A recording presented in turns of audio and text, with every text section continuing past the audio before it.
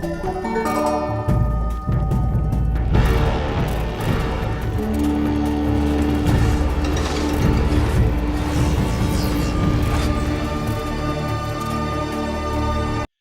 morning, good afternoon, good evening, and good night to wherever you are in the world. We have an election coming up here in Australia, the Labour Party again. Well, in 1948, that was the last time that they were in, and then in 1971, 72, I forget the actual dates, but 20 odd years later, Gough Whitlam and Bob Hawke got back into power. The Labour Party started its destruction. They have destroyed this country. The Liberals got in, done nothing to change things. So what we have is that Roman bird with left and right wing preferred parties. Look, we've got to stop all that crap. People are waking up. There's riots all over the world now and wars. It's time we woke up here, Australia, and stop relying on the influence from people from other countries who are coming in here who've been branch stacked into the Labour Party. Forget the Liberals because they're not much better. In my personal opinion, I'd love to see one nation and the Libertarians, the two preferred parties. It's not going to happen in my time. It could happen in God knows when, but we have to stop it. Now, I'm going to show you the Lima Agreement, and it's production by other people, and I really thank them for it. And it explains in 1975 where the Labour Party, Whitlam, signed off on getting rid of all our jobs. And then they talk about, we've created hundreds of new jobs, paper hat jobs, with McDonald's, kids, BS jobs. They don't exist. There's no factories. The last one who made our paper for our printing machines, they chucked them out recently. The car companies, they're all gone. They didn't leave voluntary. They were pushed. That's my personal opinion, and I'm entitled to it. So have a look at these videos that talk about the Lima Agreement. And for God's sake, wakies. These criminal politicians yet to be convicted must not be allowed to continue. Thanks for watching. Don't forget, subscribe and share, because we've got to help other people as well. And that's what it's all about. Bye for now. If you don't like hearing about economic downfalls but still care about history, then listen up. In 1975, Gough Whitlam signed the Lima Declaration, a United Nations initiative. It called for developed countries like Australia to slash their manufacturing output by 30% and boost imports from developing nations. Sounds noble, right? Well, not so fast. This move decimated our manufacturing sector. Jobs in manufacturing plummeted from 25% of the workforce in the 1970s to just over 7% today. Businesses closed or moved offshore, unable to compete with cheaper imports. Agricultural employment wasn't spared either, with the number of farmers dropping from 300,000 in 1970 to fewer than 125,000 now. As a result, unemployment soared and welfare payments skyrocketed. The long-term economic impact: Australia's manufacturing capabilities have been slashed by more than 90%. So there you have it, folks. The Lima Declaration, a well-meaning gesture with devastating consequences for Australian... Signed in 1975 by the then Foreign Minister, Senator Don Willacy. No, not him. Him. It was a UN policy in an effort to redistribute around 25% of manufacturing to the poorer third world nations. The UN was then to establish markets for these third world nations so that we could buy back from these nations. So in theory, we should have around 75% of our manufacturing still in country.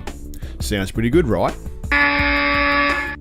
Since this declaration was signed some 45 odd years ago, Australia has lost most of its major manufacturing industries. Certainly not just 25%. Where we were a first world nation with strong manufacturing and very promising outlook, we are now a nation who sells our nation by the truckload, sells our farms and buys everything from overseas. How did that happen? Some would say our billionaire oligarchs are just robbing us. True to a point, but they couldn't do it without the under-table deals with successful Liberal and Labor governments who create legislation to allow these deals to take place.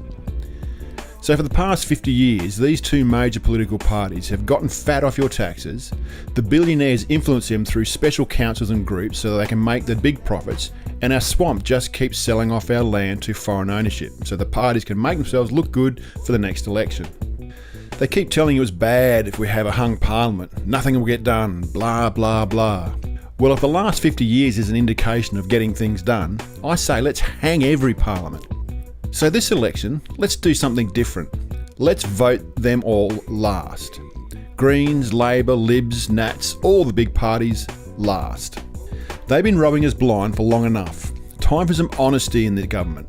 Let's get people that actually represent us, the independents and the freedom parties. Scattered across America are countless towns in disrepair, many of which were once thriving centers of industry. I believe it was in November that I got a call saying that they were going to be closing our factory. Why were these towns left to decay? And who's to blame?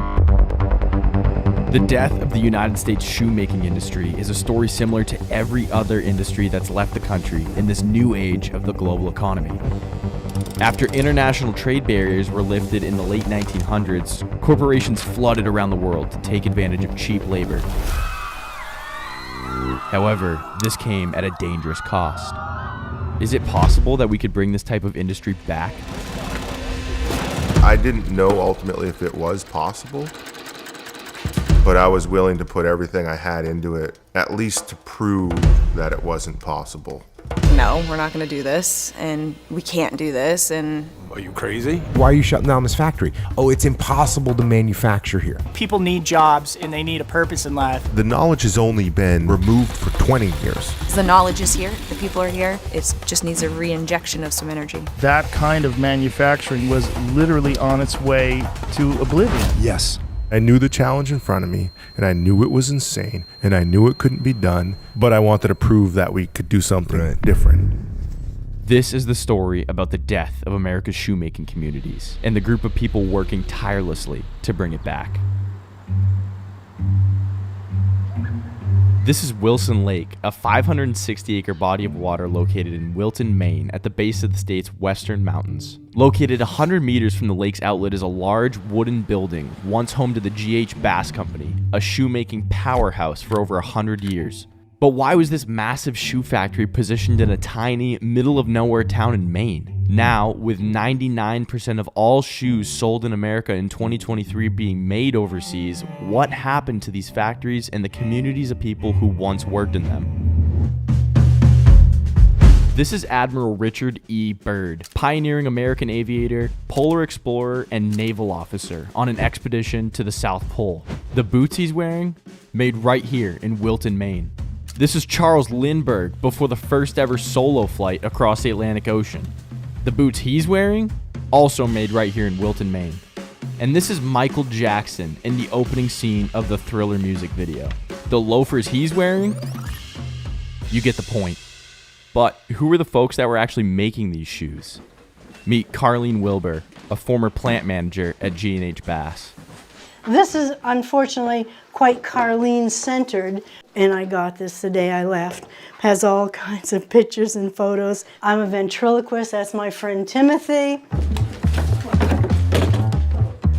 I started at Bass on the worst job in the place. Timothy. And that job was putting a chemical on soles so that they would stick to the upper and become, your shoe that you could wear. So I'm there, I bring him out, and I start to use him. 6 little preschoolers all started crying. And it was a nasty job, it was a dirty job. Your arms broke out and whatever. Hello, kids. But I love my job because of the people that I worked with. I'm gonna sing a song, hold on. At one time, Bass had 5 different shoe factories going. Timothy, you could walk out of one today and you could say, forget it, and you could walk in and with 1 hour you had a job. You're gone. It was everything to people to just keep working. They didn't want to go and just slack off there. So it was a really close community, and you'll find that throughout the state of Maine. Maine's hardworking blue-collar workforce provided ample amounts of labor for the factories, but the real reason that factory work dominated New England was much more interesting. Zoom out from Wilton and you'll find that legendary brands like Nike, Converse, Puma, and Reebok all used to manufacture shoes here. The geography of why so many industries, boots, textiles, all of that began in the American Northeast is related to the fact that there are lots of rivers and it can turn that water wheel faster, which can make the belt run faster, that powers all the machines. Oddly, if you drive through New England, you don't see these bustling factories anymore. So what were these towns even like back in the day? I got out of college in 1978, purchased this store that was more of a meat market, but it was 100 yards from the Bass Shoe Company.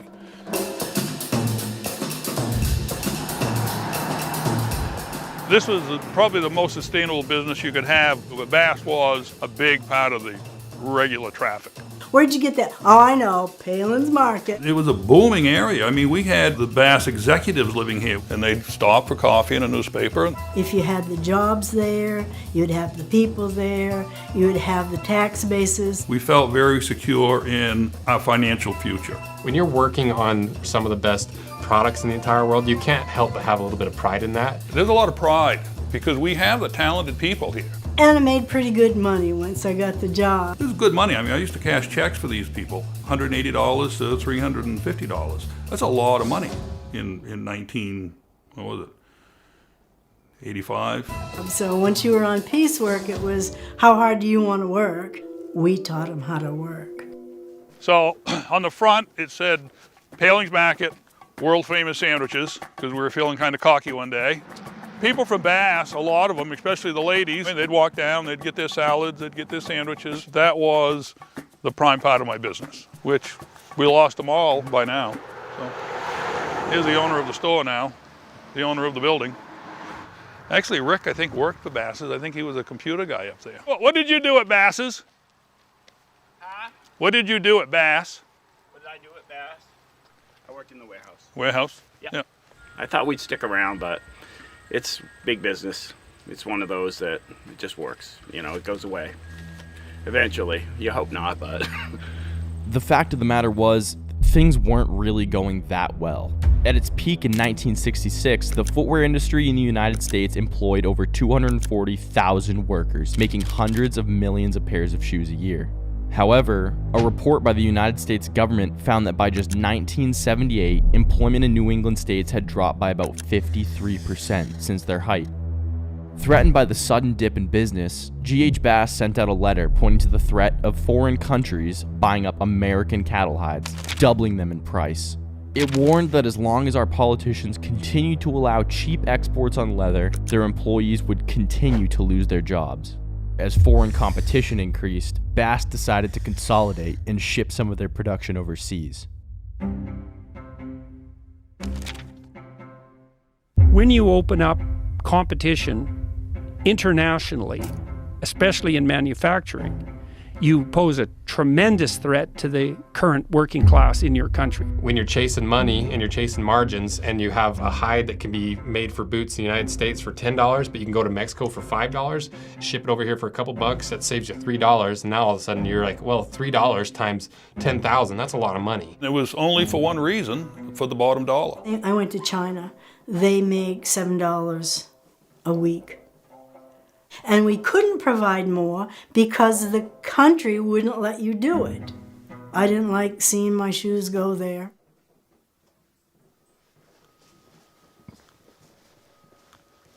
To give you an idea of just how big it is, this is where the actual manufacturing used to be. This is just a small part of what we have.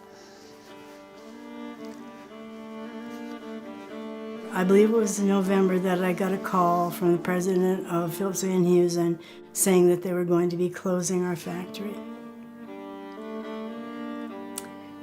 Still tough today. And he assured me that they were going to give us a package deal that nobody would compete with for our people, for all the service we gave to that company. It just says convenience store owner Gary Paling of Wilton, Maine is hoping that he can survive the loss of 350 jobs caused by the closing of a G.H. Bass shoe manufacturing plant in the town of Wilton. We're at the end of an exodus of companies, said Bass spokesman Gus Wheel. This is always a painful thing to have to do. I'm sure he got a big pay raise. And then we walked out where we had all our people gather so that we could make the announcement. They grew up and were a part of this for many, many years, many retiring here from being young when they came in.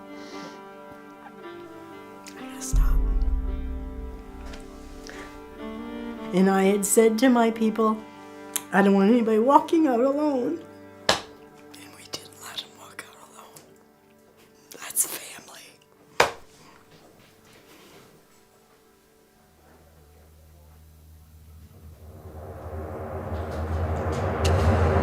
The closing of the last Bass factory marked the ending of a large exodus to overseas manufacturing. By that time, other large companies that used to manufacture shoes in New England like Nike had already fully moved their operations overseas. The company was wrought with controversy in the 90s and early 2000s, bookmarked with a short film by Jim Keedy titled Nike Sweatshops, Behind the Swoosh. We met with one worker, Giulianto, and he was trying to form an independent union. He was threatened at gunpoint. These human injustices were highlighted again in 2013 when a massive factory in Bangladesh collapsed, leaving 1,100 people dead and 2,500 others injured. Stateside, a different set of issues emerged. Without these large employers in town, communities slowly crumbled as the shoemakers moved away in search of a new beginning. However, a decade after production left the area, a new life was being born just 10 miles down the road. A jiu-jitsu practitioner and young entrepreneur, he had just lost his first business in the Great Recession and was looking for a fresh start. So what I'm about to show you guys, I can't tell you how excited I am. You know, I remember listening to my grandfather, my papu, talk about being a young kid, first generation American from Greece, working in the Peabody tanneries, pulling tacks out of the hides by hand. And he romanticized about these things. I watched it all fall apart, get dismantled, and get exported. I can't tell you how excited I am about this, what I'm about to show you, because it's something that's been needed. Shoe industry is so labor intensive, but there are a lot of other industries that can easily come back here. Can we make it again in America? Do we still have the knowledge and the skills in Maine? Can we find the machinery? Hopefully we haven't lost all of that talent, you know. There's still people around who know how to do it, I hope, but it's been a while. I didn't know ultimately if it was possible, but I was willing to put everything I had into it, at least to prove that it wasn't possible. A former jiu-jitsu champion himself, it was during his years of competing and wearing the sports apparel that opened his eyes to the need, he says, to modernize the age-old gi. I was opposed to it because that's what I am, is oppositional. So I'm like, no, we're not going to do this, and we can't do this, and what the hell are you thinking kind of thing. Well, I was helping him right from day one. I don't really think I doubted him enough to think he would not succeed. I just thought it was a crazy idea. I trusted him a little. Not enough to invest, but I trusted him. That's not going to happen. It's impossible. It's gone forever. It's never coming back. Well, I don't know if it could bring it back to the level it was, but I think it would be big for this area again. I would want those jobs back if it could be done in a way that people could make a decent living like we made a decent living. Having no knowledge of how it should be done, I kind of just asked a lot of questions, did a lot of research to learn how to sew. I sew everything myself because I need to make sure it's perfect. That's how Origin started, was with a gi.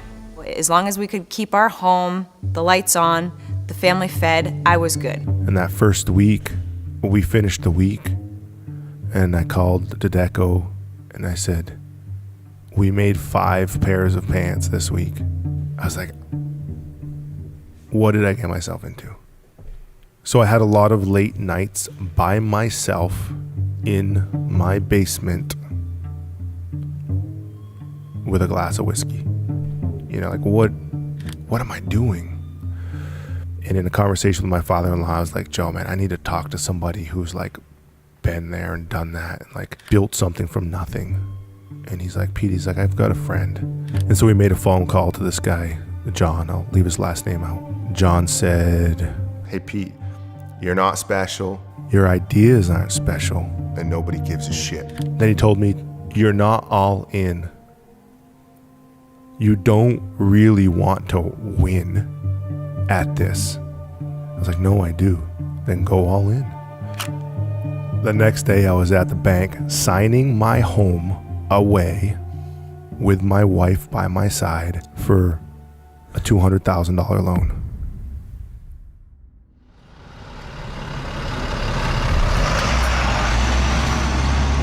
I first want to welcome everybody for coming to our grand opening of Origin USA.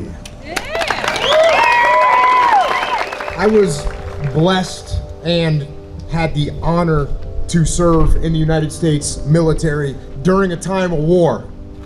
It is a simple fact that many of the most critical victories in America's history were won not only on distant, bloody battlefields, but were also won right here, at home, in factories, in fields, and on farms. And I want to thank all of you here today, especially the workers that are going to make this happen. Thank you all for being a part of it as well. Thank you.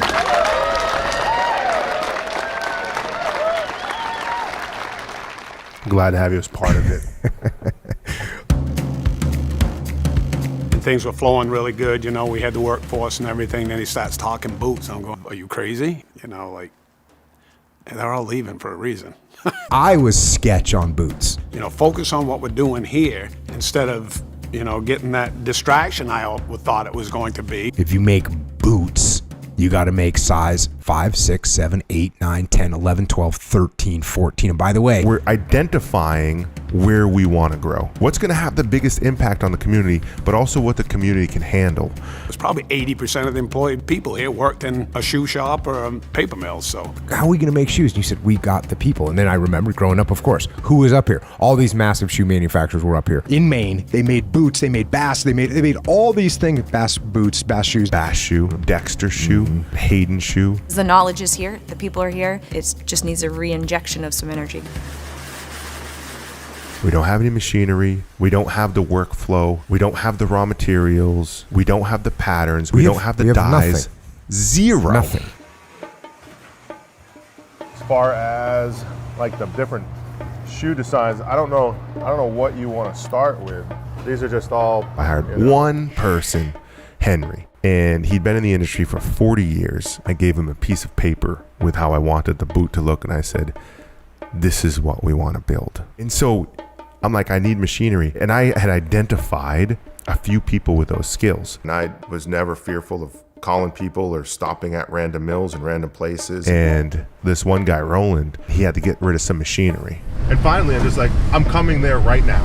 That's pretty cool. Hi, is Roland in? It's Pete from Origin. We did some kind of negotiating. And I was like, well, what do you want? You know what we ended up negotiating? He's like, can you do a lobster bake for my staff? And I said, yeah. He goes, take it all.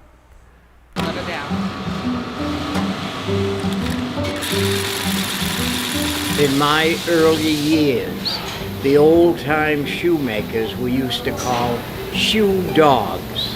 And as I aged, I adopted the name Skip Shoe Dog. How old is Skip? 80s? Still in the game. And he goes, oh, there's plenty of people like me. There isn't. You know, they're gone. They're dying off. They're in the 80s and 90s years old, and they can't do this anymore. If we were going to try to figure it out and not have the knowledge, that would be one thing. We could put a little heat on this to activate the adhesive. But the knowledge has only been removed for 20 years, right? If it had been removed for 50 years. Just activate the toe so it'll bond to here. So they went through the process of the growth, and then they also saw it all be stripped away. And it was a chain reaction, one after the other, until here we are. It's not like the old days, so very difficult starting a production factory. I mean, it was a crapshoot. Find one or two people. And then all these young folks that we brought in, that Pete brought in, we were lucky we found some, 20-year-olds that were interested in it, and they stuck right beside them like glue, and they started making boots. I grew up in this area, I've lived here my whole life. Both my grandparents worked in the footwear industry. My father worked in the footwear industry, all at some point in their career. So I'm gonna put 525 on this slip. That's just the last they're gonna use. When we first started, it was a lot quieter in the building. We only had a few machines and a few employees. Late 2019, we had decided just to buy this facility, which was a Coca-Cola plant. We had made boots. Yeah. We knew we could do it. Yep. We had the skills. We had the technology. Yeah. Like maybe on a good day, we'd hit 10 pairs of boots a day. That's a good day. And now we're doing that in like an hour and a half. We're getting 10 pairs of boots out. So it's crazy to see the growth.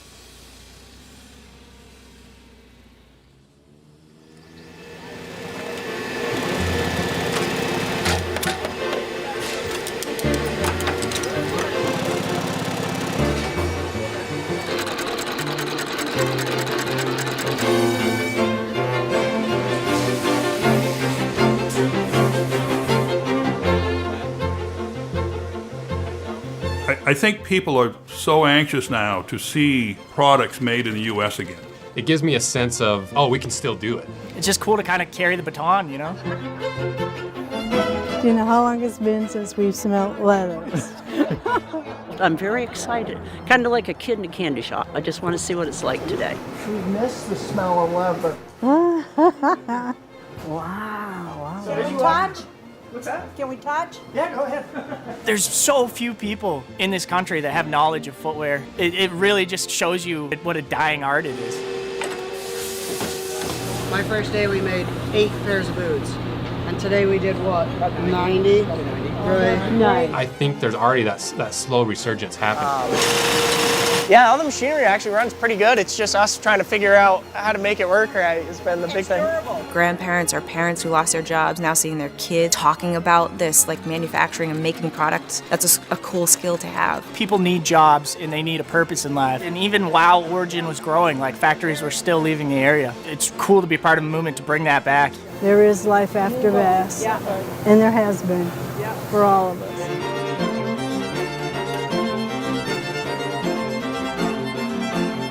We had such a rich history in footwear, and it's cool to just capture that last bit of knowledge and kind of keep it going.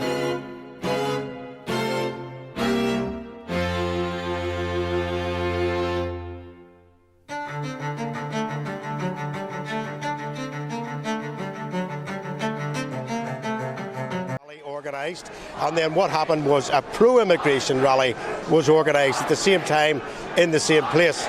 And what we have on one side of the street, if you ever wanted to explain how this unrest happens, on one side of the street we have unions, we have pro-Palestinian, gay pride all on one side of the street, protesting that they want immigrants to come in, but most of these people are white-collar people, middle-class people. And on the other side of the street we have working class people who are anti-immigration, because of course it's the working class areas that have took the majority of these immigrants into their areas, and they are feeling the effects of this first. But when I arrived here, it was only one side of the demonstration. Then of course the other side arrived, and then the first side, which is the middle class people, which I was astounded by, started chanting "Nazi scum, get off our streets," at which point this side, which I must say has people from Dublin in amongst it, the Kulak disturbances, etc. And the amazing point is, for the first time in my life, I have seen a Union Jack flying alongside a tricolour to say these people of Ireland don't want in. And if you look at how the community split by the police, we have a line of Land Rovers straight down the street. These Land Rovers are riot Land Rovers. The PSNI, the Police Service of Northern Ireland, is extremely well rehearsed in dealing with riot situations. The underneath of these, you've seen the other night in Southport that the police wagon was set on fire. That really doesn't happen here. These are made of Kevlar, and underneath of them have huge cages that stops objects going underneath them and clears the way during a riot situation. Those snatch squads in the police acted earlier on. One arrest has already been made, and at this minute in time the police are trying to split both these protesters on both sides and send them off in different directions. But I can't say stuff on one side is getting extremely touchy.